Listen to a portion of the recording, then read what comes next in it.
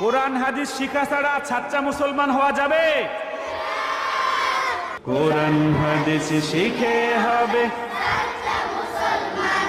ঈমান ও আমলে হবে মুমিন মুসলমান। কোরআন হাদিস শিখে হবে কোরআন হাদিস শিখে হবে